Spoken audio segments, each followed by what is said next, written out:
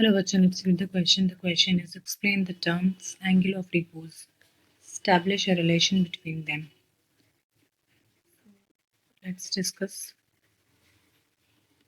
यहाँ पे जो चीज़ यूज़ होने वाली है वो है लिमिटिंग फ्रिक्शन क्या होता है।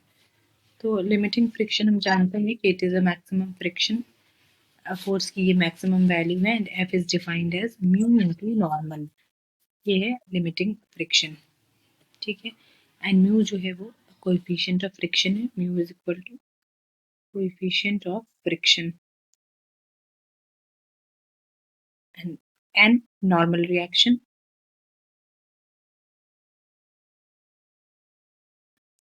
और हमको अब एक्सप्लेन क्या करना है angle of repose. Angle of repose जो है इसको हम एंगल ऑफ स्लाइडिंग भी कहते हैं। एंगल ऑफ स्लाइडिंग ये हॉरिजॉन्टल है और हॉरिजॉन्टल से कोई इंक्लाइन प्लेन जो मिनिमम एंगल बनाता है ताकि यहाँ पे अगर हम कोई ब्लॉक रखें तो वो स्लाइड कर जाए, ठीक है। इसको हम एंगल ऑफ स्लाइडिंग या एंगल ऑफ रिपोज कहते हैं। तो इसकी डेफिनेशन हो जाएगी minimum angle of inclination,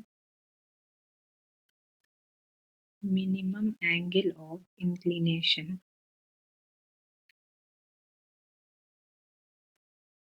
of a plane with the horizontal of a plane with the horizontal जो plane horizontal minimum angle of inclination बनाएगा, ठीक है। such that the body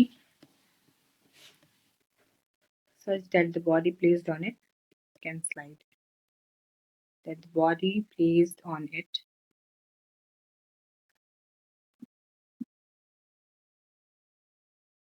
begins to slide, तो वो स्लाइड करना शुरू कर दे, ठीक है। अगर ये एंगल जीरो होता है तो बिल्कुल ही हॉरिजॉन्टल सरफेस हो जाता है, फिर तो यहाँ पे बॉडी आराम से रहेगी, स्लाइड नहीं करेगी। और जैसे ही हम इसको उठाने लगे सरफेस से एक एंगल देने लगे तो मिनिमम एंगल जहाँ पे बॉडी स्लाइड करने लगे उसको एंगल ऑफ रिपोज कहते हैं, ठीक है। रिपोज है ये एंगल ऑफ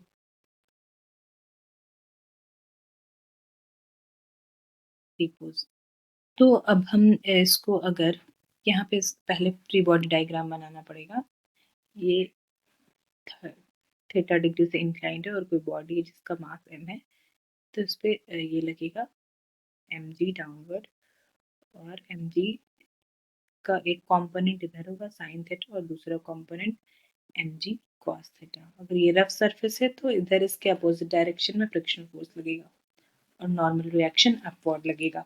तो अगर हम फोर्स लिखें along x direction, along x direction, तो फोर्स अलोंग x डायरेक्शन क्या होगा,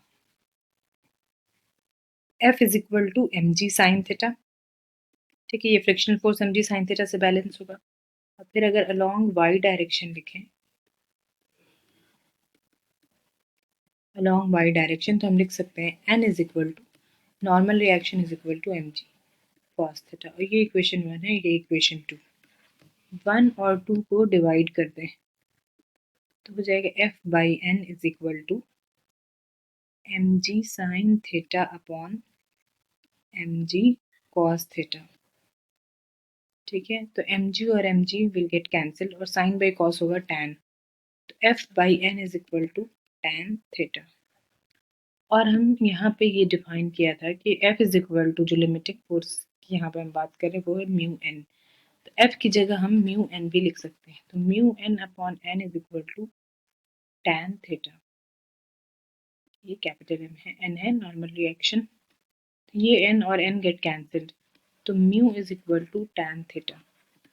तो एंगल ऑफ रिपोज और कोएफिशिएंट ऑफ फ्रिक्शन के बीच में ये रिलेशन आएगा, mu is equal to tan theta, ठीक है।